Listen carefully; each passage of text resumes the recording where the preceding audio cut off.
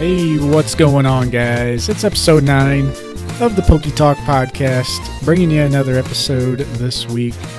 This week, we're having more Pokemon GO talk. If you're sick of the Pokemon GO talk, hopefully this will be the majority of it for time to come, with a small exception of like Go Fest. But here again with Phillip. What's going on, man?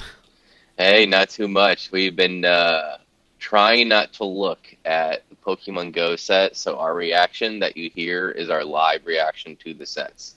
Obviously, we have seen a little bit. We discussed a little bit, but the breadth of the set we have not seen, including the secret rares, which were just fully released 2 hours ago. Yep, 2 hours ago as of recording this. Seems to be always something released on Thursday morning. Right? Or like Thursday day for Japan. So it's a good time to record on Thursdays. And yeah, we have the full set pulled up. We're going to do a full review of the set and give you our firsthand experiences and, tell you guys what we think about everything and how they could have done better or worse, or if we like the event and all that. Pretty much everything with this Pokemon Go TCG collab. But first off, for some news, we got some interesting numbers. We got a little article on PokeBeach about Pokemon, selling a record 9.1 billion cards in 2021. Yeah, I mean, when people talk in like these type of numbers, it's really hard to like wrap your head around it. It's like, oh wow, that's a big number, but how much are they printing year to year? There's a lot of other factors going in. And we do have some of those other numbers actually from years past. Do you want to kind of touch on those? I know they have some data going back all the way to like 2004. Yeah, But, the PokeBeach article in question does have a pretty descriptive count of cards printed. However, for the Pokemon Company didn't keep concise records of cards printed until 2016. So what we have earlier than that are estimates, and I went straight to the very first estimate because I was just trying to find a baseline, right, of like how much were printed by era or by every few years or whatever. yeah. And so by 2010, we're talking about the first 15 years of the Pokemon TCG franchise. They had approximately over 14 billion cards printed. And in the past year, we had 9.1 billion cards printed. Yeah. To put that into perspective, in 1 year, they printed 2/3 of the total cards printed in the first 15 years of the franchise's existence. Yeah, and if we look at the other numbers they provided, and if we see similar growth or adjustment next year, pretty much next year, it's looking like they're going to print as many cards as they did in the first, 10 plus years of the entire hobby, which is just insane, especially when you think about, how much WotC and base set you tend to see out there. Yep. That is even more so the case for modern sets today. But I would even gauge that the amount printed this past year, I would be willing to bet, is more than the entirety of the WotC era. yeah, it's And yeah, just insane. and based on the cards that the number they've given us, I mean, we can't get an exact number for packs made, right? But just, I mean, assuming, say if they made 100 million promos, which is a stretch in and of itself, but say that they did 150 million, you're still looking at 850 million to 900 million packs. Yeah. Just Like almost, crazy. yeah, almost the like population of China. Like, I mean, it's like 2/3 of the population of China. That puts it into perspective.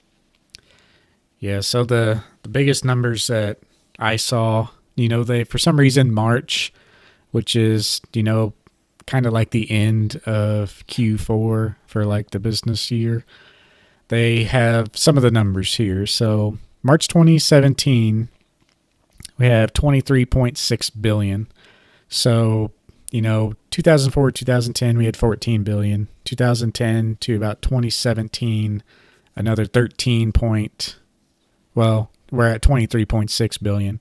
Basically, from March 2017 to 18, there's about a jump of 2 billion cards, and the same for going into 2019. It's not until 2019 into March 2020 that we see, a more solid jump. We're kind of pushing up towards 3 billion cards. And we slowly start seeing that growth. And if everyone remembers, 2020 was just insane. Mm-hmm. And going from March 2020 to March 2021, we only saw an increase of 1 billion cards. We're at a total of 34.1 billion cards printed. So there was, another 25% increase of the cards produced, but, the hype, which we can estimate for sure, like doubled the interest in Pokemon. Who knows what percentage you can put on that, but just a 25% increase in the card production was not enough whatsoever. Yeah, like the fact that, I mean, you basically hit the nail on the head there, but the fact that in 1 year they printed 27% of the total cards printed in the first 25 years of their existence says a lot about not only how many people are partaking in this hobby right now, but the fact that I go into a Walmart and it looks like the product is mostly sold out. That lets you know that even though they're printing this much, it is still being ate up by the consumer. Yeah. Now we did That's see a big jump in 2022. mm-hmm. That's the last number we have, and they did Yeah, actually jump from, the 4 billion that they printed from 2020 to 2021 to about 9.1, which is, the headline of the article. yeah. So they finally doubled the production. And what's your experience nowadays, like within the last few months, now that they've more than doubled their production? Have you been Well, finding more stuff or? well, I still see product in the stores. There are some times where I go in and it's completely full. I assume that it just got stocked. But the only thing I'm really seeing on shelves after I go back like a week later or whatever is basically Sword and Shield base and Darkness Ablaze ETBs and just a few scatter products here and there, like random like tens and stuff like that, like things that a lot of people don't see have as a lot of value. But I mean, all the packs are gone, all the modern ETBs or the current sets in print are gone. They're just really not much there. I mean, but in the fact that even like a community like ours can consume all that product, that shows not just growth, but that shows that the hobby is healthier than ever. Yeah. Regardless of what the market, some people believe where the market might indicate how things have gone down. As a whole, at least with modern, it is the interest is more than there, and that leads me to believe that this hobby is only going up in terms of overall breadth of individuals interested. Yeah, and the fact that we're like, at an all-time low since the hype and people are still consuming the product, it's almost like a perfect number to have at the 9.1 billion. We're not seeing, just cards be non-existent. I've walked into a few stores and seen some products, some ETBs, where I've shown up and they've been like, half gone. So stuff is still being bought, and then like, the next day they're gone. So it's just draining at a slower rate. Instead of people buying like 2 ETBs, they're just maybe buying one or just a few packs here or there. And the transition that I've seen, it's like, average Joe walking into a store, if they saw the product, they would buy as much as they can, and then they would sell it. And then that transitioned into, oh, I'm just going to buy like 2 of these and put one away, open one. And now that's transitioned into like, oh, I just want to buy one for fun. So I think that is like an overall healthy number. And the fact that, product isn't lasting until the next stock, I mean, I think that's okay. I think we could still do a little better. So maybe like 10 to 15 billion cards printed might be the magic number.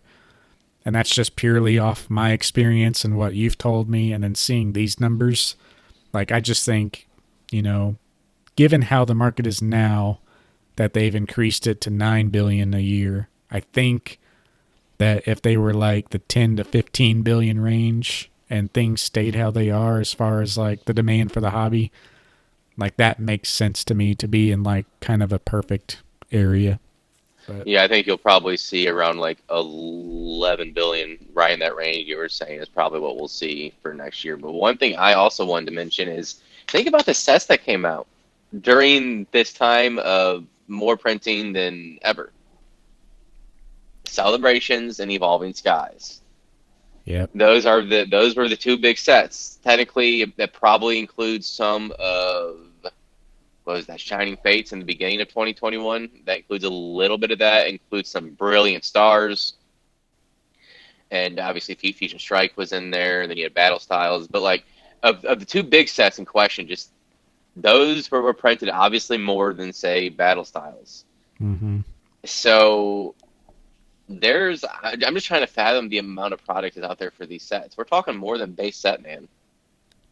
Oh yeah, for sure. I think Of those two we were sets, pushing like more than base set even back, and the hype just because yeah. yeah, you're just so many people are consuming those, and it just goes to show, you know, base set cards are not that expensive. So No, they are. what are these modern cards going to be? It's a really great time to collect modern like complete sets. Like it'd be so easy just to go back through time if you had like, I mean, even if you had like a few grand, like $4,000 or so, you could pretty much buy like all the sets, maybe not all the hollows, but I mean, you could just have a huge impact on a collection, especially if you don't really care to go 100% completionist and, you know, take it kind of slow. Well, I think So, what you're seeing with some things is the demand is still obviously very high for a lot of the alt arts, especially the alt arts from Evolving Skies. That you're seeing that slightly inflated price right now until the supply is injected back to the market with at least one, if not two reprints of that set. yeah. And I think you'll start seeing it to finally level off a little bit there. And maybe there'll be another sky that can rival Evolving Skies in the next year that people like, put Evolving Skies on the back burner. But people have not gotten enough of Evolving Skies yet. And until that happens, especially the alt arts from that set, they're still going to continue being pricey until there's obviously it'll come down a little bit with the reprints. But I'm just curious how much we're going to see some of these alt arts sink.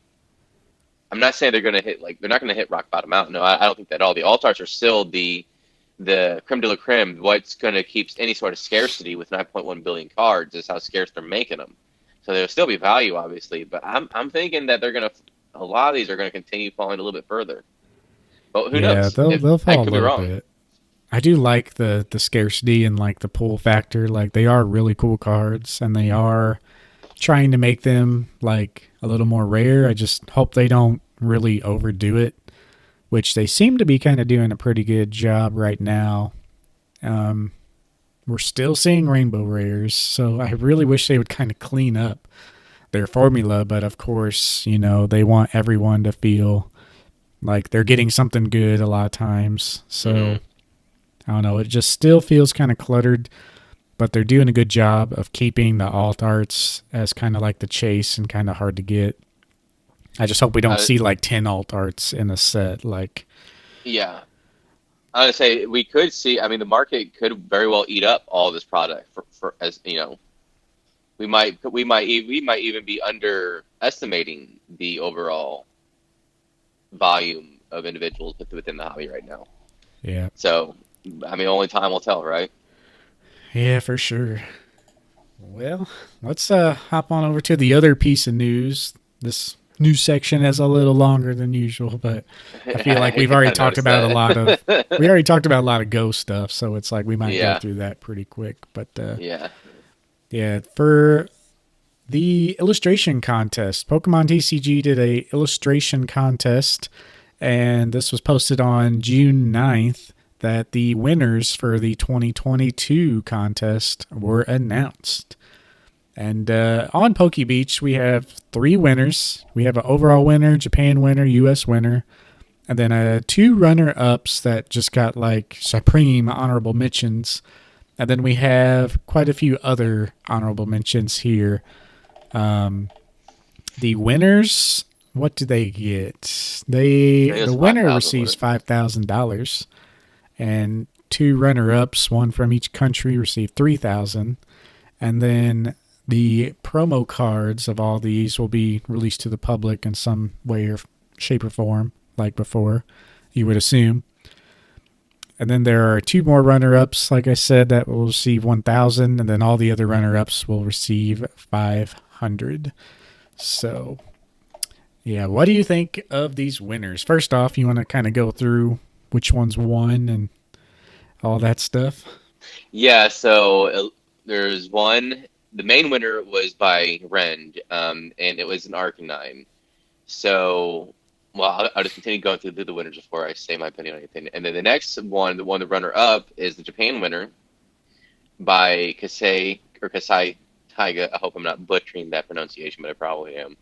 And then this one is of the Bulbasaur, and this one's a really good one. Um, Yeah, I really like that and one. yeah, and then the final one is Greninja. So okay, so What's your Greninja, favorite of those three? You're like, what do the you like or Bulbasaur, not like about the others? the Bulbasaur. So the Greninja one is okay. Clicking, I didn't see like the Froakie and all that in the background whenever I first saw this image, but I still am not a fan of this art. I thought there was the better artwork I thought was like the aerial view shot of the Greninja. It has like the whole evolution line, and I that was my favorite. This one, I understand it's supposed to be a certain style with the Japanese era, the ninja era, with it like the samurai. Um, and then the Bulbasaur one I really liked, but I also liked the lily pad Bulbasaur. The Mm-hmm. depth with that one was so intricate. I absolutely adored that one. But this Bulbasaur is pretty solid too. I don't. I understand why they chose it. He's happy. He got fruit. He got Bulbasaur's on the ground. He's trying to get him the fruit or whatever. But the Arcanine one, it's good artwork. Don't get me wrong. This guy's definitely talented, but it's plain. It's just generic. Yeah. There's one of the runner ups was a better artwork as Arcanine than that one was, in my opinion. Yeah, I'm really happy to see an Arcanine win, obviously, one of my favorites. But yeah, the second runner up where he's chilling with an Oddish, I mean, I like that one more. It's almost like a light Arcanine vibe. Um, but yeah, you can tell it's like I don't know. I just really like that style. Whereas the first one, it's kind of giving Froakie. like CGI or brand new Pokemon set vibes. Um, the runner up in the grouping of runner ups that are only the $500 winners, where it's like really detailed with the tail and everything. I really like that one, Yep, but that gives me more of the like e-reader, e-series I artwork, agree. like more realistic and detailed, as well as with that Bulbasaur you mentioned. Um, Bulbasaur that won from the Japan winner. Out of every card they showcased here, I think that was for sure the best one. And then Greninja, I do really like that art. It gives me like a Japanese promo feel for that art. But some of the other runner-ups we had like a colorful rainbow Pikachu. Looks like he's like tripping. Yeah, that's exactly what it looks like. Yeah, it looks really good. He's just chilling on a windowsill, looking out. You can see Bulbasaur and I think a Jigglypuff down on the street. That's just a really cool card. I hope they do something with, even those runner ups. I can see them making that in card, like in a net set. But the one Arcanine I like the most, they didn't even make the final cut. I think I showed it to you, but it's like in the forest or whatever, and he's running, and it's like a front shot. And the way it's stylized, it's almost like not an impressionist painting, but almost feels like that with like all the colorful trees behind it. Hmm. I just thought it was incredibly colorful, and that was one of my personal favorites. And it had a lot of detail and depth, but it didn't even make the final cut, unfortunately. There is a Charizard, like the very last Charizard they show on this list. It's like almost like a watercolor Charizard. I really like that one. Oh yeah, And then and he's there's holding a something like an egg. He's holding an egg. yeah, that's what I was trying to look at. It's like a rock or an egg or something. It's like almost like a motherly Charizard, like just kind of calm, not really, the cool looking Charizard that we feel like we have to make nowadays. But The Charizard, also the other Charizard, but the Night Sky is pretty good too. But I'm glad they didn't choose Charizard. But that one is that color palette on that one is quite gorgeous. yeah, The landscape shot. But I'm glad that it didn't go with Charizard. He won was in 2020. yeah, I do So like the Cramorant ones. I feel like Cramorant's always a fun and funny card. But yeah, I guess that's about it for the news, though. Let me know which one of these you guys like. It's really cool artwork all around. There's some Scizor love and some Ponyta and Galarian Rapidash love in there. But yeah, I guess with that, we can kind of move on to the main topic, eh? yeah, let's do it. So I think we should begin with the regular set first, before we dive into the secret rares. Yeah, so we do have the complete Japanese set revealed. So essentially, we're going to look at the Japanese side. It's going to be very close to what we see in English. We already have most of the English set revealed here. We might see some of you know, the team trainers in the collection boxes and maybe not in the actual set for English. They always seem to, kind of do something like that. But yeah, let's check out this Pokemon Go Japanese set. What are your overall impressions now that we have the full list? Some things that stand out to me, obviously, the Radiant cards. We have the Vs and a couple alt arts of the Vs. We have that new Ditto mechanic where the card is actually like a sticker and you peel off like a Bidoof and you find a Ditto. And then, of course, the trainer full art cards. What's your first thoughts? So I'm going through the main set now, and honestly, I really like most of the artwork. I really do. Ooh, there's Kamiya. Yeah, there's some Look at new that. Kamiya in there. It's a Bidoof. I was wondering if he was going to actually have any artwork in this one, because his artwork is exactly the opposite of what you would think for Pokemon Go. Oh, yeah, there Well, you go. He well, had the and Smeargle. and the Bidoof is like one of the things that can be the Ditto. Yeah. So Oh, yeah, that's right. I think there's going to be a normal Bidoof, and I think there's going to be a Ditto Bidoof. But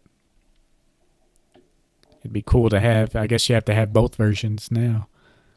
Yeah, and honestly, like I really, for the regular set, I really dig the artwork, overall.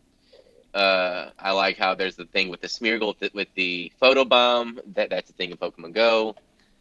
Obviously, you take a photo of the Pokemon or whatever, and if you're lucky, you'll get a photo bomb with Smeargle.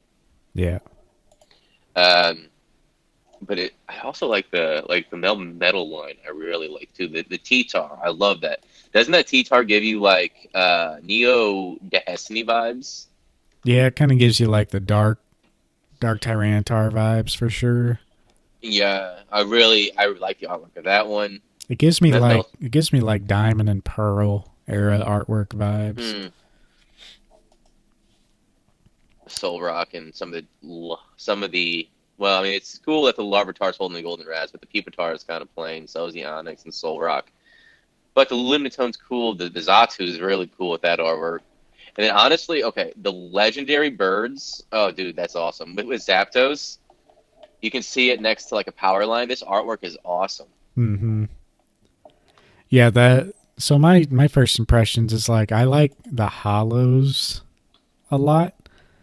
Um, a big card of significance. There's a hollow Pikachu with a hat, which is the special hat that we're getting in the actual Pokemon Go game. Um, that's going to be a hollow. That's a really cool artwork, I think. Mm-hmm. The legendary birds, I like Zapdos. Articuno artwork is okay. Moltres artwork. Is, you don't like the Moltres one? Moltres is probably the worst one for me. You think so? Yeah. I mean, okay, so it does look kind of strange, but you can see the mountain in the background and that moon. I like that part of the artwork, but I don't know. I just have this weird thing of like symmetry and angles with cards and like what I think looks good. Like I don't recognize that artist, but yeah. But yeah, they're good though. I like all this the. Was... I was gonna say I like all the normal starter hollows like Charizard, Blastoise, Venusaur. Yeah, the Charizard one's pretty neat. It's kind of unique for a Charizard artwork. And then the Radiant Zard has grown on me just a little bit. The Blastoise I'm still just mid towards, but the Venusaur Hollow is pretty neat. And then obviously, in my opinion, the Radiant Venusaur is the best one artwork wise of all those. Yeah, out of all the Radiant cards, first off, the Japanese, Radiant cards, look so amazing. We touched on this in the last episode. Just the hollow pattern, you can even tell on PokeBeach, like they just look really good. And in person, this is only going to be, more insane. Whereas, like, already on the English side, for the Radiant cards, you can tell they're just not going to be, that insane looking. They're going to be cool looking, but not, like, just the sparkle of the Japanese side. But, yeah, even looking at the stock image of the Radiant cards and just seeing this hollow pattern, cards are made for the Japanese style with the silver border, and, they just kind of get reproduced and hardly ever changed for the English side. So through and through, Japanese cards are like the true representation of what the card is supposed to be. Have a hollow Gyarados. Yeah, I'm looking at these cards, and dude, I was leaning towards collecting the whole set, and honestly, after seeing the artworks, I'm all for it. But this is just going to be strange because I'm probably going to be collecting the entire set in Japanese. Yeah. Unless there's a secret rare that I have to have in English, but should be pretty easy to collect too. I mean, we saw the pre-orders for the ETB hang out for a long time. Yeah, and for the Japanese, I still saw like $70-$80 a box. Yep. I mean, even the announcement of like the Kanto Radiant starters didn't change that at all. The V-Star with the Mewtwo, that's cool. I mean, I'm just not a huge fan of the V-Stars. I mean, I know they're kind of paying in some ways like an homage to the Level X era, but I don't know. It's the Pokemon I like. I'll definitely like. I like Mewtwo, obviously, but as a whole, I think they actually take away a little bit from the set. But even the V's though are good. Like the Melmetal. Yeah. I think they did really good thing with the artwork and kind of, every card isn't obviously like Pokemon Go themed. Like maybe they were thinking that, but so it kind of feels like a light collab.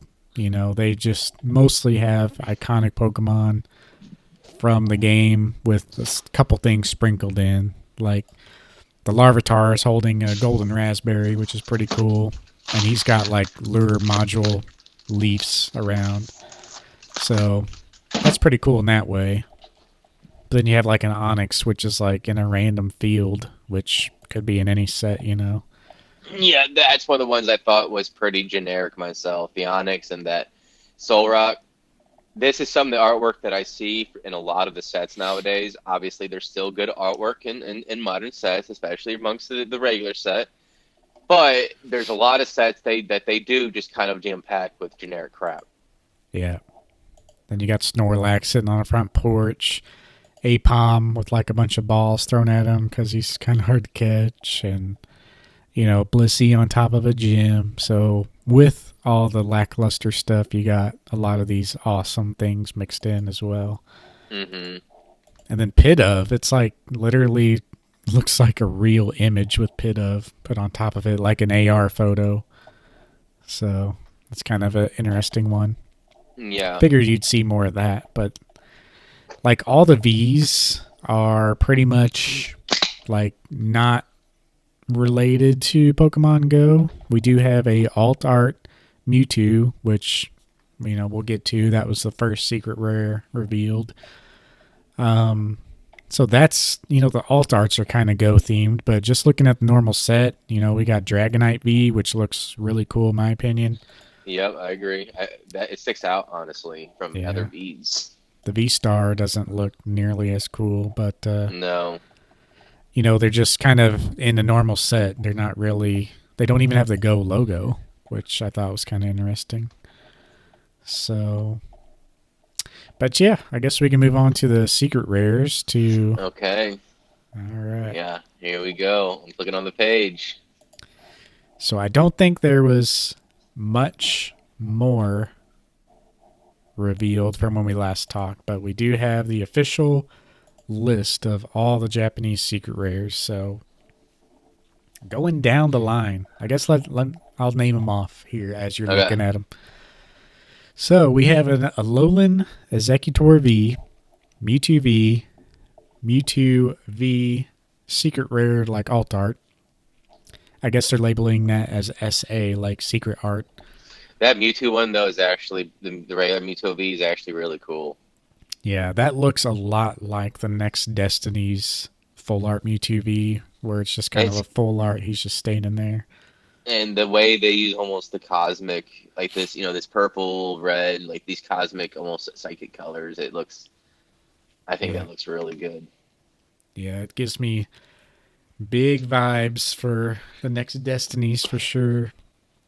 Then we have Conkeldurr V and Conkeldurr V alt art, and that's actually in a gym in a stadium type background. I think it's supposed to be paying, like it's referencing the Super Bowl commercial. Yeah. From 2016, but that's kind of a reach. I mean, I get it because Conkeldurr is, when it comes to fighting type and Go, he is the top guy. You have like Shadow Machamp that can be useful, and you have Lucario. But the thing that separates Conkeldurr from Lucario is Conkeldurr's TDO.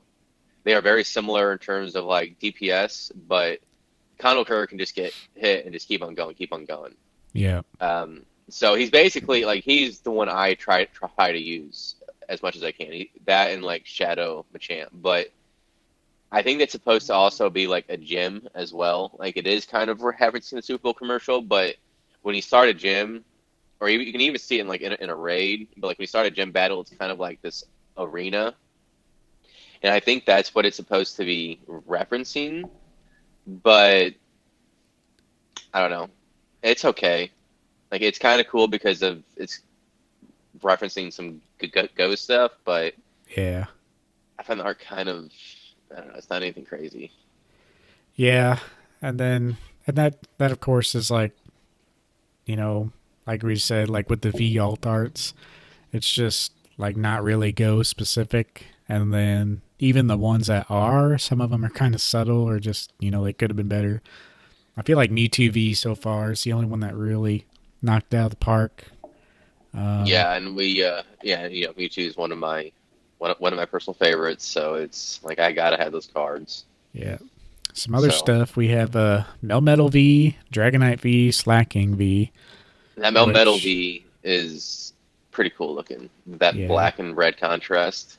they're not really like Go related because they're the normal V's. And Yeah. I think they did that on purpose. Like these don't have the Go logo, but the V's that are more Go focused do. So it's really interesting they went that route. Like it almost clutters the alt art, like you're taking away from the cool art by slapping the logo on there. But because of the V's and they're not Go focused, like they don't have the logo at all. So it's kind of interesting how they did the set where some cards have the logo, some don't. I don't know why they chose slacking. Like, has slacking been that significant in Pokemon Go? I feel like He's technically, I mean, so he does have ridiculous high CP, but he's he's kind of not very he useful isn't. though, is he? Yeah, you can't use him as an attacker. He's an okay defender, uh, but I mean, Blissy's better, but he's not a bad defender. But the problem is, like with how high his CP is, his value depreciates at a.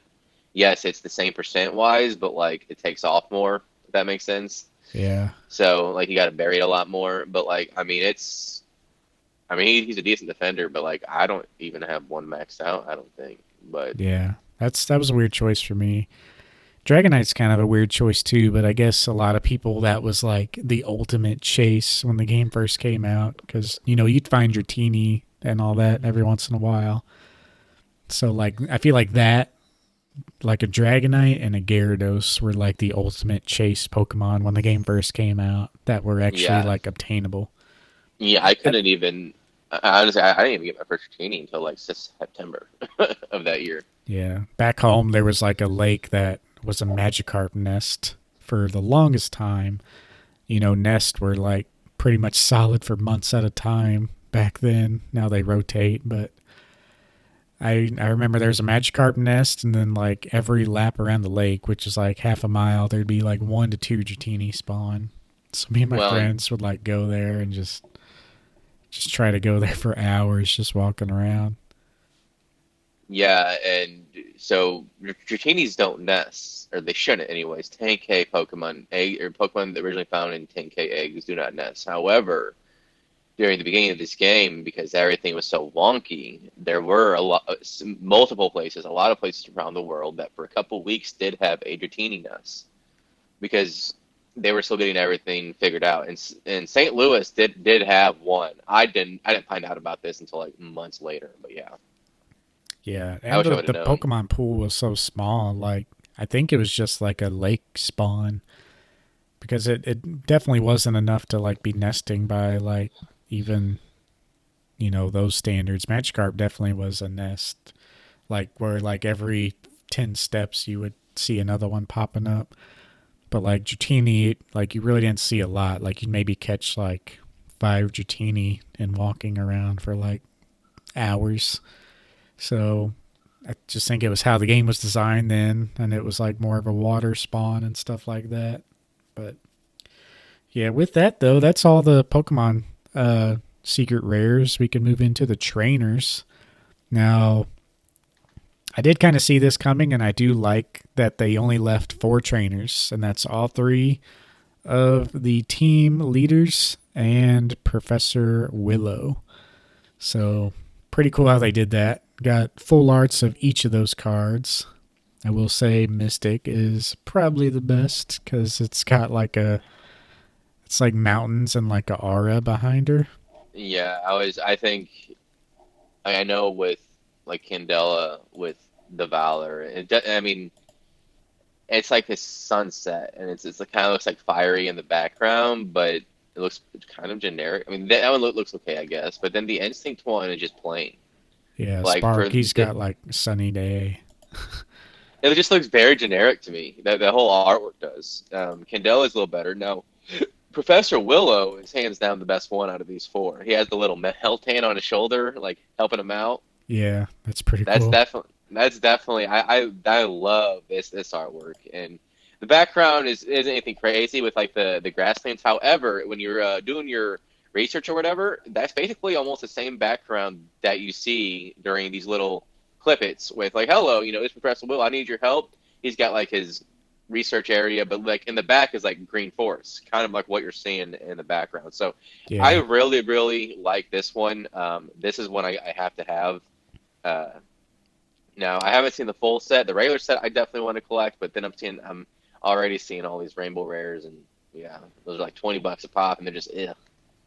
Yeah, the rainbow rares. I mean, this is a classic case of the rainbow rare problem. Like, yeah, they're rarer than the actual full art, but just look at the Blanche like Team Mystic artwork. You got a beautiful mountain and aura and rainbow background like blended in. She's like actually smiling, which she usually doesn't in the games. Like looking off in the distance. And then you have the rainbow rare version, which the whole card is just rainbow, and you lose out on all that artwork. And it's getting to a point now where, like, yeah, those cards aren't alt arts, but more cards in general, if they're a special card like these full art cards, they have a special artwork that looks cool. And the rainbow rares, not only, being more rare, that you should want those more, but you almost don't because it takes away from the card so badly. And on top of that, it looks like 95% of the other rainbow rares. Like, nobody, like, a binder packed to the brim of rainbow rares is not impressive to me because it's like, honestly, it's hard to even tell what you're freaking looking at. I was thinking the same thing, like this Mel Metal. I can't tell what it is. And the Alcremie VMAX, it's not in this set. But the Alcremie VMAX took me a long time to make me realize what I was looking at. Like, it looks like a big old cake, right? But if you Yeah. look closer, you can, like, see a face. And, like, it took me a long time to realize, oh, there's a face in there. It's just it's something with the color or the pattern. It is really difficult to see specific details. Yeah, You can see, it's like, dark shades and lines, but, like, specific details are kind of difficult to make out. yeah, it's just at this point it's a bad design. If they did the way they do the gold cards, where like the character is still colorized, maybe that would be a little better. But just to put like a blanket rainbow sparkle, like it's just not cutting it anymore. So when I look at this set, like yeah, I want a copy of each of the trainers, but I don't even want the rainbow versions. But No. but on top of that, though, we have some gold cards. We have three gold cards. Also, we have a rainbow Mew 2 V Star, which I guess we didn't touch on, and a Dragonite. But the Mewtwo V Star has the rainbow treatment and it actually has the gold treatment. The And gold looks a lot better. yeah, this is, obviously going to be a chase card, but I like all these gold cards. We have Mewtwo V Max, an egg incubator, and a lure module. So it's just really cool. Like, I want a copy of each of these gold cards. Yeah, the Aggie Bears especially. Yeah. But yeah, I mean that's my wants for this set are pretty simple. Like a copy of the gold cards, the normal full art trainers, and then the special Mewtwo V. And then other than that, probably just like the Radiant cards. Honestly, this set would be easy to buy just looking at it, right? I mean, the most expensive thing is probably going to be either the Mewtwo Altar or the Kanto Radiant Trio.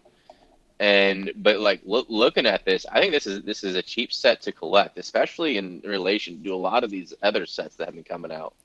I, Um, I think the Kanto Radiant Trio, they'll be going the way of the Amazing Rares, honestly. They're not going to be that cheap like the Amazing Rares just because they're Kanto starters, but yeah, they'll definitely be worth something, but they're over time they're not going to be a super big chase. Like I see the ultimate chase obviously is going to be the Mewtwo V alt art. I think yep. that's going to be the most expensive card in the whole set, as well as the gold Mewtwo, followed by the other two gold cards, followed by the Radiant cards. Like I think that's going to be the tiers. But once you I get think the down, oh, honestly, go ahead. honestly, I think the Radiant ones are going to be slightly more expensive. I don't quite agree with that. I do agree with what the top card is going to be. That's I think definitive. There is no argument for that. Yeah. But I have I think a lot of people are going to want these Radiant cards. You're starting to see. I'm starting to see. I know it's anecdotal, but I'm starting to see through a lot of social media platforms. I mean, not just Reddit, but primarily Reddit and also some Instagram, people that are starting to kind of take notice of the Japanese cards. It's been talked about now for a while, but I feel like more and more newer collectors, I think, are starting to see that difference. And some still prefer the English. You always will have that selection that will prefer the English. But as a whole, I think you're seeing people making that jump to start and buying more Japanese. So I think the Kanto starters, all three of them combined, maybe not individual, but all three of them combined, I think will still be like $100. Is kind of what I'm thinking. But I mean, it might go lower, but we'll see. Like $100 Probably to will buy go all lower. three. Yeah. Yeah, I mean I think that's close. I think what are the rainbow rares? Like what's the most expensive rainbow rare? Or I not think rainbow rare, amazing rare I meant. they're not that much. I know I sold several PSA 10s like the Raikou and Rayquaza. It was only like $40, and I'm sure they're even lower now. Yeah. Let me kind of take a quick look here. I think the Rayquaza was the most expensive, right? You go into TCG Player, Well, I was just gonna kind of look on eBay, eBay. but Well, I'll go to I mean, TCG yeah, Player it's then.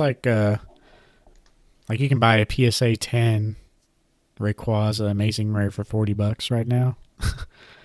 Yeah, So that I think I sold mine for about 45.50. So it's pretty much stay the same, which for now, anyways. yeah. So I mean, yeah, just really, I mean, you can buy them for under $10. Um, so yeah, I need to pick some of these up. um, yeah, I feel like the Venusaur, if it does go the way of the Amazing Rare, and it being not that rare. Granted, there was like six Amazing Rares or something like that in Vivid Voltage.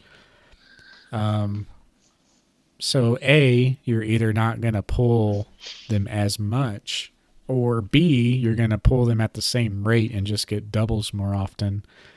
So I think if the B scenario is the case, then I think they're gonna be really cheap, like Venusaur maybe $15, Blastoise maybe 20, 25, Charizard maybe 40.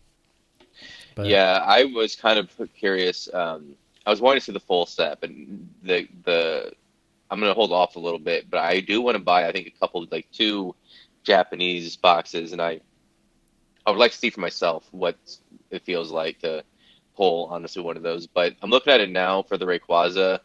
This is English, obviously. The Amazing Rare you can be found for near mint for less than $5 on TCG Player. yeah, yeah, pretty cheap for sure. Yeah, but in my opinion, the Radiant cards are better looking than the Amazing Rares. Yeah, pretty crazy. I'm gonna But have to like once we eventually get this order back, which I think who would be knows? any time. I'm gonna We said that last episode. yeah. I But was we thinking did. about that the other day. I think like they literally for some reason like if I was Ludkins, I would just pay the up charges and get the cards back and then make the customer pay them, in order to release them.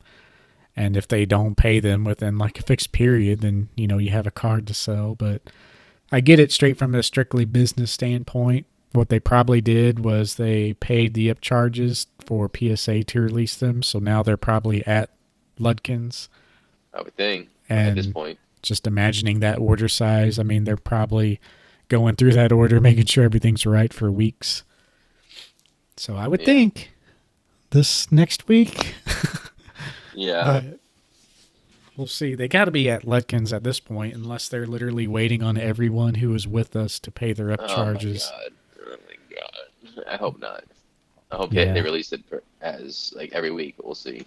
Yeah, I don't know how they do like their orders, like if our order got sent in as one order or if like we got grouped in or who knows. But what do you think? So we kind of had our reactions. So, what are some things you think could have been done better? Yeah, so when Or I guess I I should ask, were your expectations met, or were you disappointed? That's probably the first thing I should probably ask. yeah, I mean, they kind of were and they weren't. I'm somewhere in the middle. At first, they were not met at all. Now, seeing the full set, they're kind of there, but I think they still kind of fell short a little bit. But Yeah. overall, it's pretty good. So as far as the set size, it is a smaller set, which is understandable for like a special set. It's kind of giving like Champions Path or Celebrations type vibes as like, it's just a smaller special set celebrating something. They want to make it available, so there's probably going to be a crap ton of it out there. 100%. Um, I'm sure even in Japan they're getting hyped for this set too.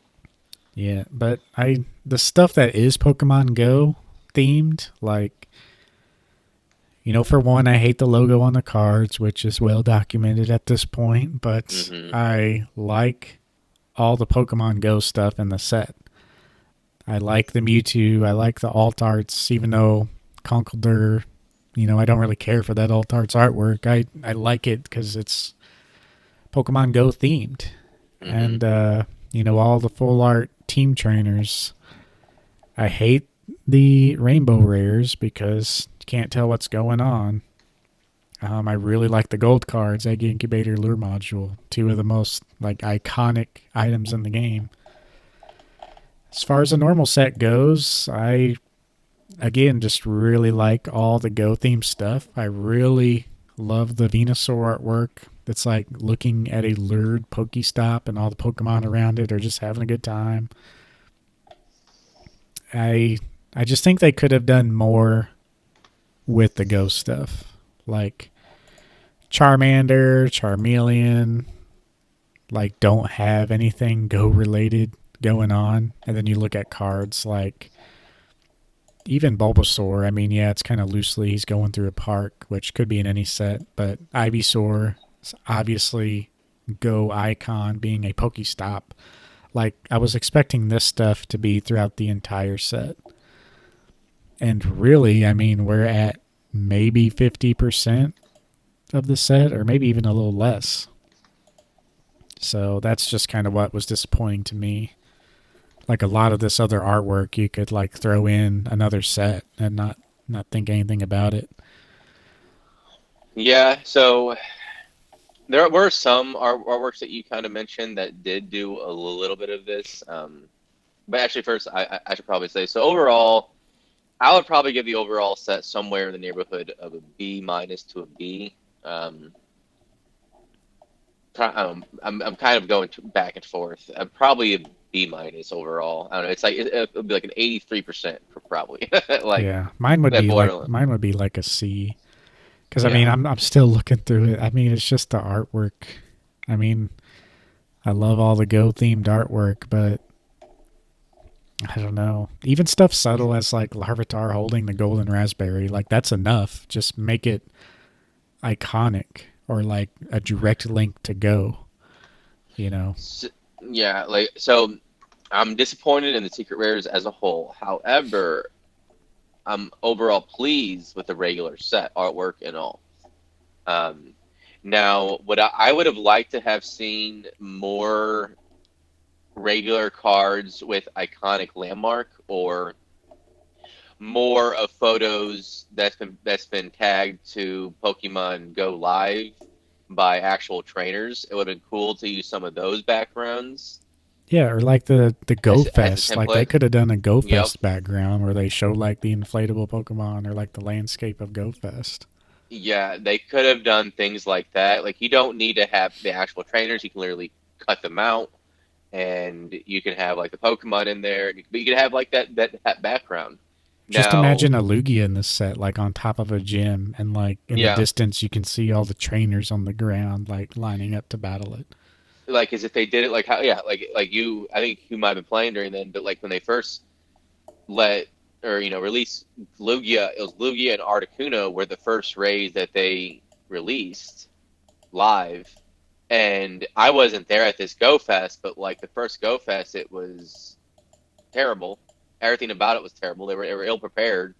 But one of the things they did is they allowed raids went live, Yeah. and Lugia was one of those first things. I just remember one of my friends that went there told me a story. They thought the thing was done. People were just fed up and they were leaving. And then they triggered the raids and everybody just went back into the park. It was like a swarm of people from what he said. And yeah, and eventually they just made it live in the whole entire city, so you could diffuse the overall bottleneck in um, cell phone signals that they couldn't handle. They couldn't handle the all the bandwidth from all the cell phones. So Hmm. they just made it to where the raids went live all in the city, and eventually, not too much longer after, it was live worldwide. But having a Lugia in that setting would have been crazy because that would have been honoring some of the history within the game, and that would have been awesome. Yeah, they missed the mark on some of that stuff. It's like I don't know. But no, I agree. Like the overall set, I like, but I would have again liked to have seen either actual photos or real life landmarks. I was really hoping to see real life landmarks on secret rares for alt arts. I'm a little disappointed that there was only 2 alt arts in this set. I wasn't expecting 10, but I was expecting like 3 to 5. Yeah. It's yeah, it's just weird. I mean, they hit the nail on the head with a lot of the cards and then just didn't with so many others. I mean, even the Radiant cards, I mean, they could have been a little more special, but I don't know. It's just not it's not a full Pokemon Go collab it seems. It's like Half and half. yeah, it's like they did a Pokemon Go collab, but they still made like 50% of a normal Pokemon set. It's like, yeah, we're collabing, so it's like half and half, right? Yeah. It's like, well, no, like you're the TCG company, so when you do a Pokemon Go collab, I think people were expecting like to fully embrace the Go just for one set. But instead they kind of made it like, a normal set with Pokemon Go lightly themed. But I don't know. And then even the in-game event, where I mean, it's essentially just like a Kanto event.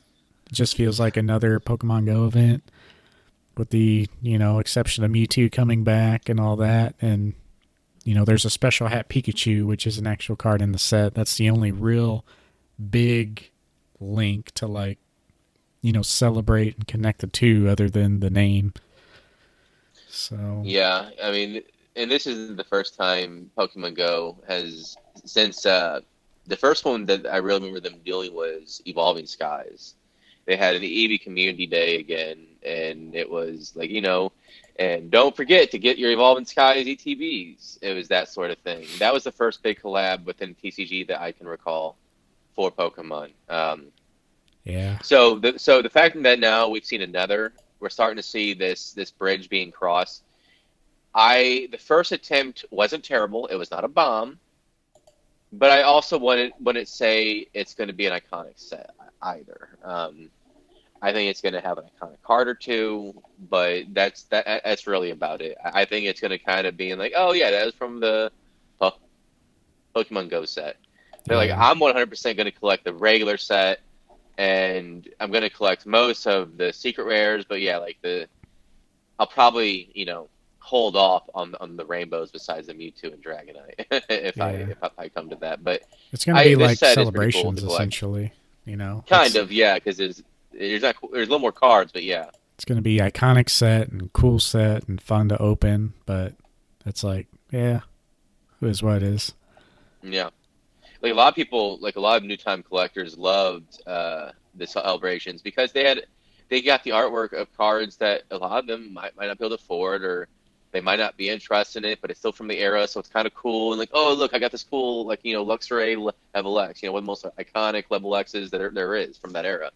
Um, so I understand the interest in that one, and I think the idea was to, with this set, marketing wise, was we're going to get people everybody that played Pokemon Go, because they're trying to make it. I mean, to me, in some ways, I mean, you as well, to an extent, from what I can tell, we kind of find that 2016 nostalgic at this point. It's only been 6 years, Oh yeah, for but sure. we already find that nostalgic, and I think they're trying to tap into that. I think that's what you're seeing. That's obviously why they had the Kanto starters as an Eevee, as your Radiant cards, and they have Mewtwo being one of the main alt arts to try to sell it. Like, we're gonna try to pack this shit with as much. I don't know if you can say that, but uh, with as much Kanto stuff as possible. Yeah, Kanto always sells. So Yeah, and I mean, I mean, there's obviously Kantos are some of my favorite, but like, let's be real. Like, Hoenn needs more attention. Like, just for example, and even Gen 6. But there's other gens that could use some more love yeah, besides Kanto. yeah. So yeah, I mean, overall, that's our thoughts. Let us know what you all think down in the comments. I just think could have been a lot more. It's really cool though what they did, and maybe we'll see some little better stuff down the road. Um, what's like the biggest thing? I guess this will be our last section. Like, what do you think the biggest thing that they could have done to improve the whole thing?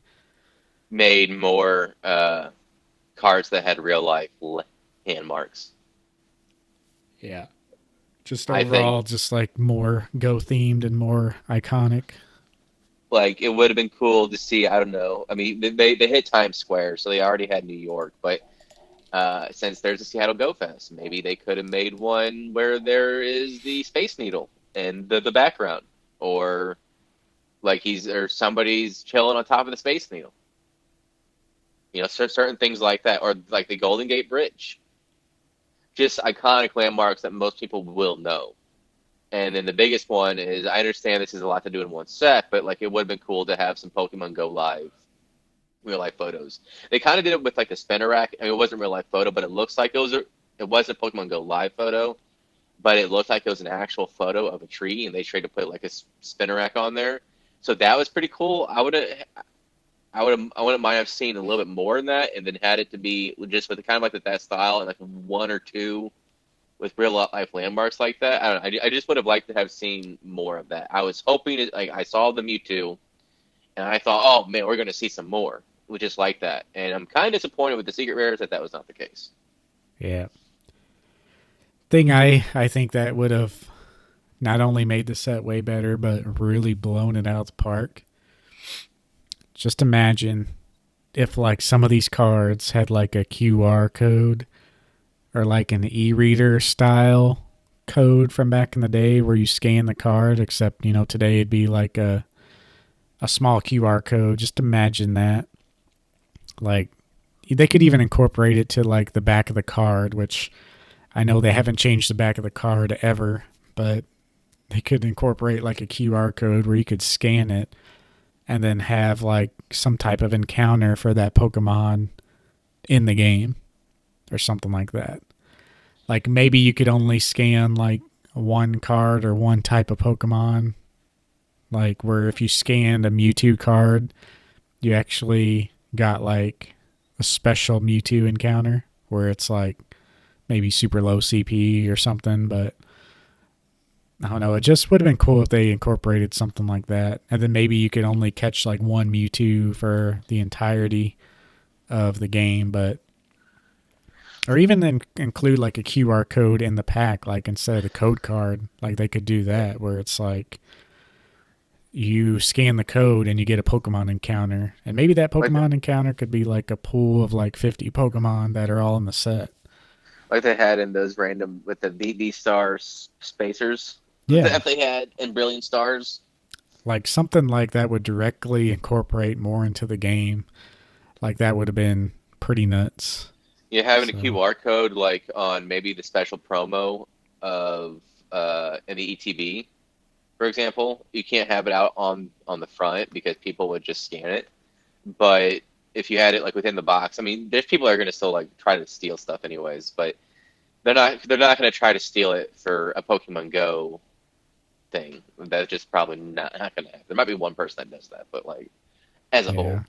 Or you could like scan it if you buy like an ETB, or maybe like you could, I don't know, there could be systems in place where like if you scan so many cards, you get like a certain amount of points, and you can redeem those points for like a special lure module in the game that spawn the Pokemon Go set Pokemon. You know, there could have been something like that, which would have been really nuts and pretty fun. But yeah, it's gonna be a good set. I'm gonna like. I might try to open some, but for sure, I definitely plan on opening some. Like, see, this is what we're saying. Like, we talk about how much we don't buy, but look at us right now.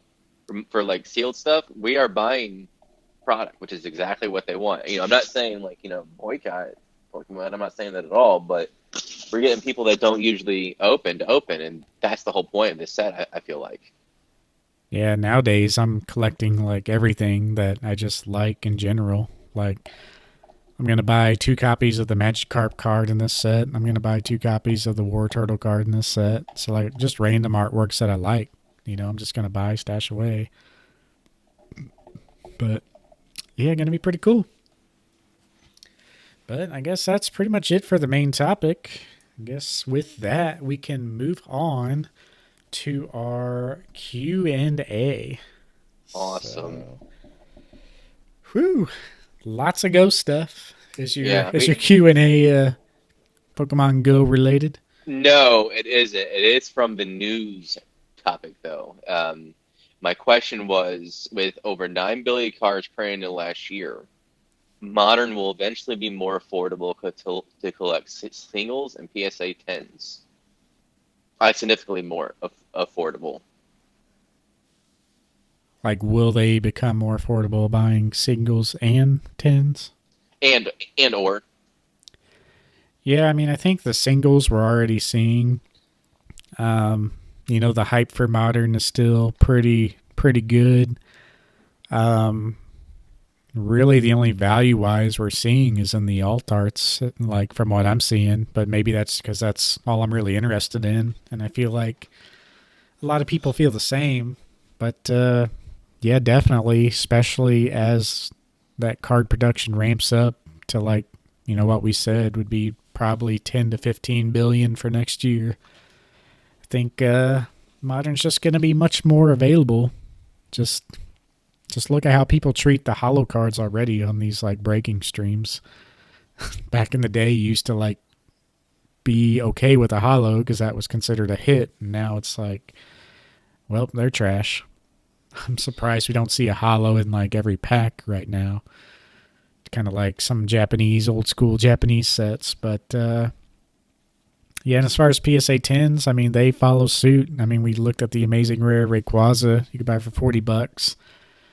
I think we kind of touched on this either in the last episode or the episode before. We have all these cards that people are holding on to send in because the value level doesn't make sense. And one of the examples we used was the Greninja Gold Star. It's a really cool card. A lot of people's only Gold Star, and it's just the artwork's good. I want multiple like PSA graded ones, and that's saying something for my sake of the argument. But people aren't sending those in right now to be graded. A lot of people want that card graded, but it just doesn't make sense to send that in. Once the lower tiers open, no matter what the weight is, people are going to start throwing that into their submissions pretty regularly. as long as So it's the bulk submission price, like the $10 or whatever it was. yeah, so like whereas before it's like, well, this set has been out almost a year now, so it's like at its all-time low. That's not necessarily the case anymore because of the grading situation still. Yeah, we're going to see it, go down to like an all-time low like 3 months after, but that all-time low is going to be revisited, once the grading tier makes sense to send certain cards in. And So it's really interesting because of the grading situation. You're seeing all prices in some areas, especially with the alt arts, as I mentioned, like kind of increase. But overall, the market still hasn't properly ascertained the exact quantity that is out there for these cards. Yes, a lot of people have opened it and they held on to it, but we inevitably see a good portion of those people sell. Even folks, and I mean, have said that they would never sell. I mean, sometimes tight situation happens, but at the end of the day, there's a lot of people holding on to it that will sell. I don't know the percentage, and eventually that's going to lead to more in the market. Now, how many of these people are keeping pristine pristine condition of their cards, which is also more than other, by the way. So you're lacking this burning, if you will, of the mint condition cards of that specific type. You know, like like with the e-reader sets, they had a natural way to burn some cards out of the market, like the way you had to use them against the Game Boy Advance. yeah, And you're not, and people didn't think there'd be any value. Well, nowadays the trend of the market is from pack to penny sleeve to card saver or hard protector of some sort. So there's going to be a lot, especially the alt arts and near mint, that when people do have to sell, there's going to be quite a bit. And yes, I know you can say they're not on the market, whatever, but one thing to always be wary of is condition isn't as important as actual scarcity when you're determining value. yeah, So yes, there is an inherent scarcity with alt arts, but we talked about how much has been printed. So it's really going to be based off of how much can the market eat up. Will there be more printed than actual demand? We're not really sure about that yet. There's a lot of these other variables which puts, if you're trying to quote unquote invest in modern product and cars to collect, there's a lot of red flags for you to be wary of. I personally think, like for example, like the card, like the Alt Art VR Umbreon, that's an iconic card. That card is going to go beyond generations in terms of who collects it. yeah, There is going to be a sweet spot for that card in like 20 years or so, but at the same time, again, scarcity over condition in terms of collection value. And even speaking of condition, again, we mentioned everybody's keeping it in pristine condition nowadays. So yeah. there's gonna be a Condition lot. is becoming less of a factor. Exactly. With older cards, it makes sense because people didn't take care of it. WotC, the way they printed was like crap. The quality control, the stock was different, all of that. So, but nowadays people are hoping that value will go crazy, even if it's like a couple $1,000s. And I mean, it might get there eventually, but like it'll be a long time, and there's better options for your money. Yeah, and like the things people say are still true. Like, yeah, if a card set isn't printed, technically only going to go up realistically, but it's like, but how much and like how many people are keeping that? And it's like, yeah, it might go up 100%, but it might be 20 years from now. When people who haven't experienced the set are interested in it. Like, I look at the set like black and white as like not a good set at all, or even like emerging powers, I think it was like the lamest set of like the black and white era, if I remember right. And even those packs are expensive just because what they are. But also we have so many people interested in the hobby now. So I don't know. There's still good stuff out there. It's still a good time to buy singles ungraded. A few months after a set's released. But as far as graded cards, you really have to think about that key factors like, well, how many cards of this card have actually been graded based on the current service levels? How many are open to be graded later on? And, what does that mean? I think it's So going to take us years to fully evaluate the overall circulation we'll have on the value of these cards. It's going to be a while. It's too chaotic. We won't know for a while. Like as you mentioned, because of the graded cards, and then when people start seeing the pop, they'll start being like, "Wow, yeah, there's a lot of these cards out there." Yeah, I mean, again, just reflect back to the Champions Path Charizard. I was literally Uh, just thinking about that. Like, just I imagine mean, that card. Yeah. but with the All Star Umbreon, And just it's going to be the imagine same that thing. Charizard card, like, and prices. Champions Path got in kind of before everything went nuts. It was like right around that time. Hmm. But just imagine that Charizard, being such a chase, but like it not being worth the grade at the time, and like in the last couple of months, these last tiers that open, all of a sudden people were holding these Charizards and they sent in. There's going to be like multiple waves of cards, like the Greninja and stuff, doing that. So it's kind of easier to predict the really popular, not so expensive cards like Greninja. But yeah, with these other middle tiers and alt arts, it's going to be kind of hard to judge because they are rare and a lot more of them are like certain icons and stuff like that. And because it will take a long time for us to fully realize like the effects on the hobby, I think it's going to lead to a nice steady price. Once it eventually becomes steady in like a year or two or whatever, it's going to be like that for a while because Yeah. people are going to be sending out cards to grade in waves. You're going to have a lot, yeah, the first, and then people realize, oh, they can handle that. You'll have another huge wave once they realize PSA can withstand it, and then afterwards you'll finally have like more, and you're just going to have it for years and years and years, and Yeah, and a lot of I people will think be slowly leaking cards in the grade. yeah, and I think the value to it's going to come down for some sets. It's going to be more affordable, but because of how many secret rares there are, it still might be pricey overall. Like gone are the days of being able to collect like base set for like $500. You're not gonna be able to collect a set like that anytime soon, probably. Um, at least a modern set, I should say. Yeah. Yeah, it's going to be cool to watch. But Hmm.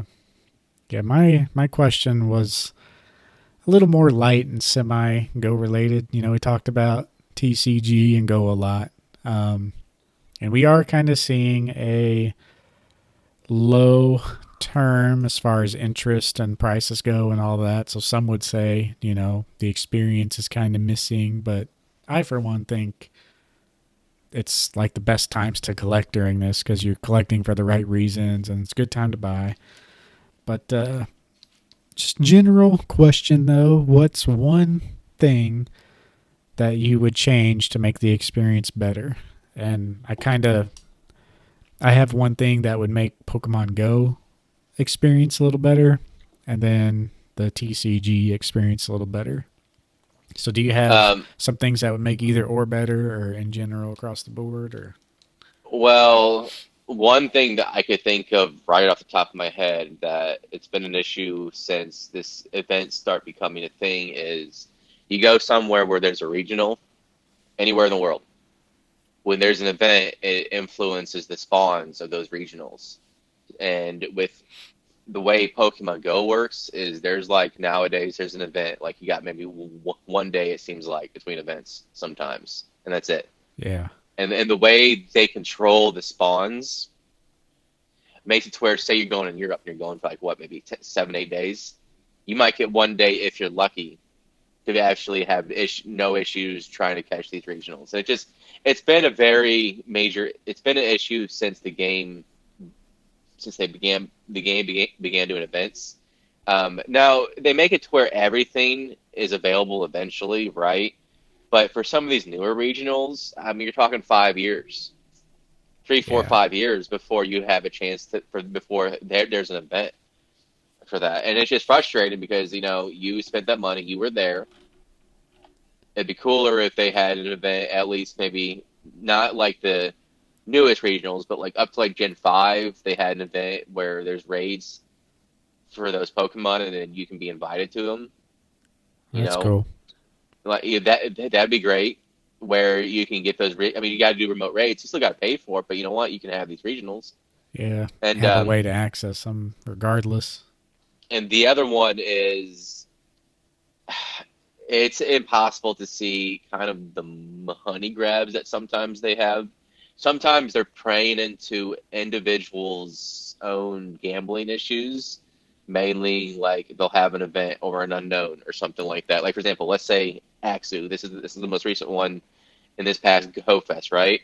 Well, I know some people that did 200 or 300 of these rates, of Axu rates, and Deano was just announced not too much longer as a community day. Well, last year Deano was the shiny you wanted to get more than anything, and they were very, very rare. Some people got two or three. I didn't get any. I wasn't worried about it because I knew it's a pseudo legendary. It was going to have its own Go Fest and or not Go Fest, but Community Day. And look, it's happening next week. Yeah, So, and then this Axu, while it's not, I don't think it's a pseudo legendary, but it is a two-step evolve. So it's a clear Community Day candidate. So it's going to have its own Community Day. It's just yeah, a matter of time. And 300. That's like I forget what amount that is, but I mean it's probably nearly this a time hundred next bucks. year. Yep, exactly. And it feeds into individuals like insatiable need to complete all these shinies, be the first one to get these shinies. You got to have this shiny. Oh, FOMO. That's some things I would like to see change. Yeah, that was my biggest thing with like leaving Go. It's just the chase and all that, just never ending. But It's always an event with shiny, always a shinies with event hats, and it just becomes never ending.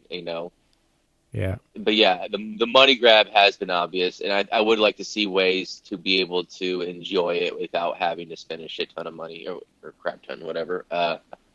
Um, but yeah, I don't know. That's not going to happen. It's only going more towards the money aspect, and I don't see that changing. yeah. One thing that, well, first the thing I'd like to change in TCG kind of goes to what we were talking about with rainbow rares. They just need to cut out all the clutter. They maybe need to like change up the hollow a little bit.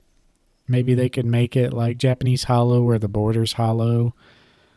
Um, I don't know. They just need to figure out some way to like lose the clutter, get rid of all these rainbow rares, reevaluate the layout.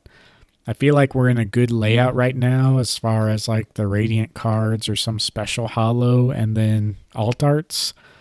Like that's a good ratio. Like we don't need all this other crap just like thrown in. And then you have the gold cards on top of that. So, just kind of like Pokemon Go, just over cluttered with just stuff and just trying to make the next set pop and pop harder.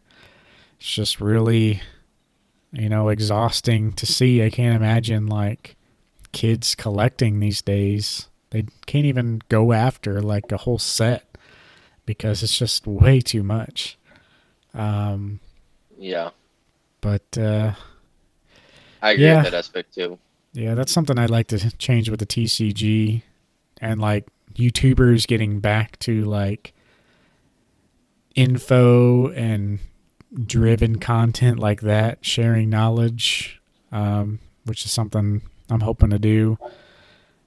But it's like a lot of people are like, what the best card to buy in this new set? It's still, like the investment and money mindset. So I'd like to see that change and do more of a deep dive on, escaping the clutter there as well, essentially. Something in Pokemon Go, I mean, this is kind of unique to my experience with like getting back into the game within the last couple months is I wish they would bring back a way to like hunt Pokemon down because being a new account again and like not seeing a lot of Pokemon spawning, it reminded me of the fun back in the early days where you'd see a Pokemon that you haven't saw yet and you want to go hunt it down. And you never really think about that because the majority of the time playing, if you're semi serious, you've caught all the Pokemon that you've, are new to you and you're just grinding candy. But it'd be just really cool if there would be a way where you could like filter certain Pokemon out. Because even the most like veteran players, if they see a wild Chansey or Blissey especially, like they'd go hunt that down. It'd be, just a nice aspect to the game. And I think they could do that by like you could make a setting where you could filter out certain spawns that are spawning in that time of event or whatever. And that would be cool to see as well. Yeah.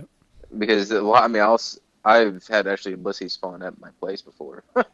Yeah. And that was kind of cool. But I had no, one the I other mean, day where I was like driving, and because I haven't caught it on that new account, like I was I was on a certain campus here in town, and I was like past the campus going the opposite way, where I had to cross like a major road to get back to it. And I turned around and I like hunted that down, drove to the front of the campus and caught that thing. So it's like it's fun to hunt stuff down, and or even if you could mark certain Pokemon to like always show up first on radar. I mean, we're to the point now in the game where it's like, yeah, people should have the tools to have that. I mean, it's not that big a deal now if someone just starting the game catches a Blissey because everyone else that they're already years behind has one. mhm. You might as well incorporate something fun like that.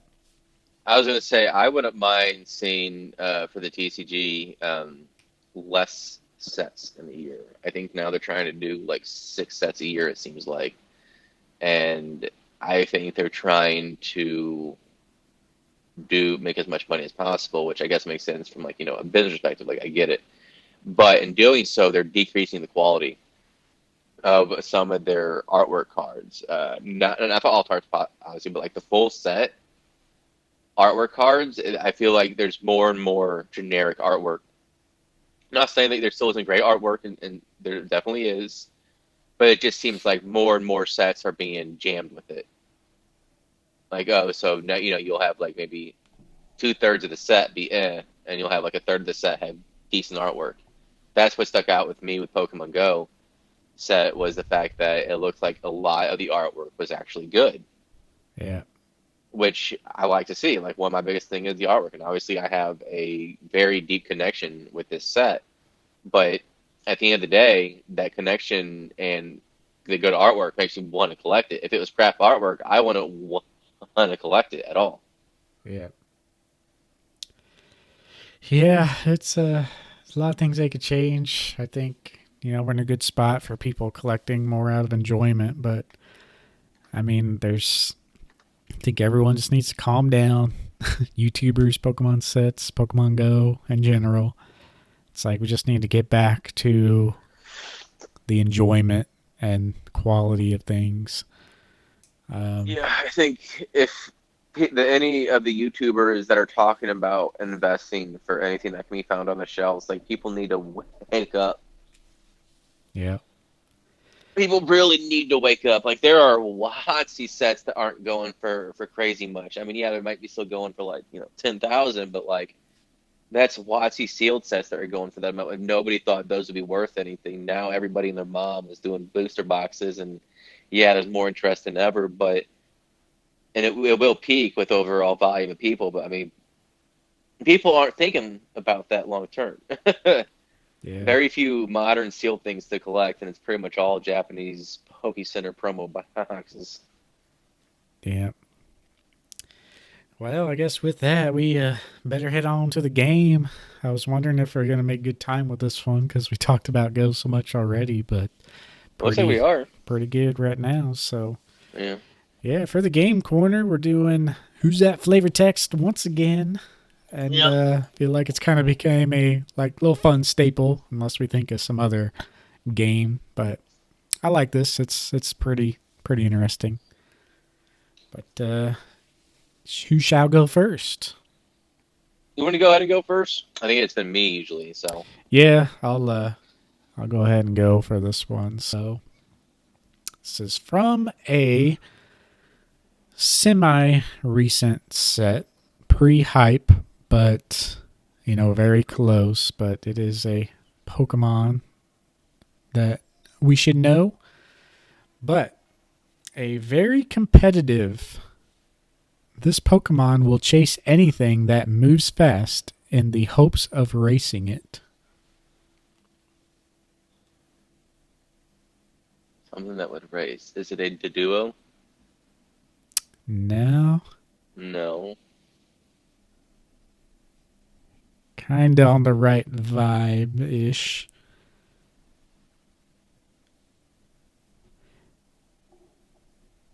So okay. What else is competitive with the racing? Yeah, very competitive. This Pokemon will chase anything that moves fast in hopes of racing it. I'm gonna say it's not a Ponyta, is it? No. No. Getting warmer, though. So okay. Is it a Rapidash? It is a Rapidash. Oh, I was able to get it without any hits. Well, I guess the warmer. Yeah. Low as a hint, but yeah. It's from Flashfire. I was going to say another Okay. hint would be like from the anime. You know, it's got a episode where it's kind of the Yep. main theme. It's like a race theme and all that I thought business. of Ponyta first, but I was like, no, that might not be it. Yeah, so I went with the duo, and I was like, yeah, maybe Ponyta. So Yep. That one's from Flashfire. The artwork's kind of he's standing up with the sun behind him and his body's kind of casting a shadow and yeah, pretty cool artwork. All right, what you got for me? so what I got for you is this brutal Pokemon travels the skies on its six wings. Anything that moves seems like a foe to it, triggering its attack. Rayquaza. No. On its six wings. 6 wings, okay. Maybe a Giratina? No, but you are getting a little. Wait, Giratina's Gen 4, isn't it? Yeah, so no, it's not. Yeah. I was thinking like origin form. I couldn't remember if it had like certain wings like that or whatnot. But let's see. So it makes me think it's like a legendary or something. Say it one more time. This brutal Pokemon travels the skies on its six wings. Anything that moves like a foe to it, triggering its attack. It's relevant to Pokemon Go this month. This month and 6 wings.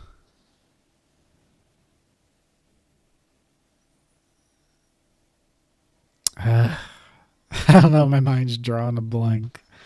Do you want a hair hint? Yeah, yeah, I Um, guess it's not a okay. Scyther, is it? I wouldn't think it'd be a Scyther. No, this one might give it away. It's a pseudo legendary. Is it the Hydreigon or the? Yeah, I thought. Yeah. Yeah, it is. I thought it would. I thought it would give it away. I almost said Godzilla because it's kind of like. What is it? Not Mothra, but um, what's Yeah. it called? I mean, you know which one I'm talking about, right? Yeah. Yeah. Well, Hydreigon, yeah, with the community day, that's a pretty good one. I do. I couldn't really have the image of him in my head. I couldn't remember like how many wings or if one was like an arm or Well, something. it's from Legendary Treasures too. I know you mentioned it several times. Legendary Treasures, and it's a Kamiya artwork. Huh. Yeah. Yeah, we went all over with the Easter eggs and with that one. It does have 6 wings. It's kind of a weird looking Pokemon. I never liked the design of him for some reason. Yeah, Uh, it's kind of strange. I think he's kind of cool for a pseudo legendary. I still like him, but like he's like probably in terms of the first four pseudo legendaries, yeah. they probably outrank him probably all above it, like T-Tar, Dragonite, Metagross. What's the Gen 4 pseudo legendary? Is it I'm drawing a blank. Gen 4. Drawing a blank right now on that one. Let me look at Gen 4. I know it's not. What there is that? Black and white? No, that's Gen 5. Oh, Diamond Pearl. I Yeah. guess it's Oh, the Reggies. No, it's not the Reggies. It's Sinnoh region.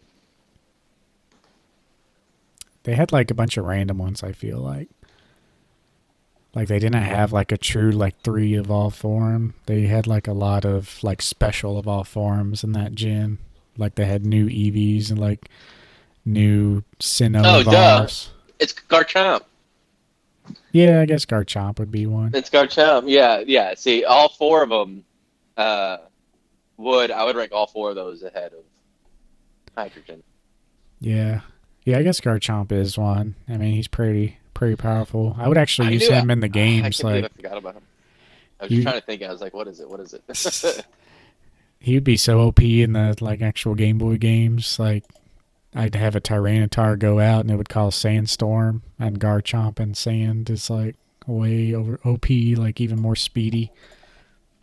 But yeah, well, I guess that pretty much does it for the episode, yo. Um, don't think we have a topic pick out for next time just yet, but we'll let you know on all our socials, which can be found Yeah, below. we're kind of trying to see if maybe there'll be any big news announced or something. But Yeah, we have a few ideas, like always. We got like three usually, and we'll just kind of pick one from those three if there isn't anything yeah. topical like this one was. Maybe kind of good to play it more by ear. Like, I feel like when we do announce something the week, we're only recording 2 weeks apart. So it's like there could be so much that changed before then. Yeah, So, yeah, we'll just kind of leave it at that and let you know on our socials, which you should follow down below. But with that, I guess we'll just see you all on the next one, right? yeah. Episode 10, we've officially passed Star Wars. All right, y'all. We'll see you then. Peace. Bye.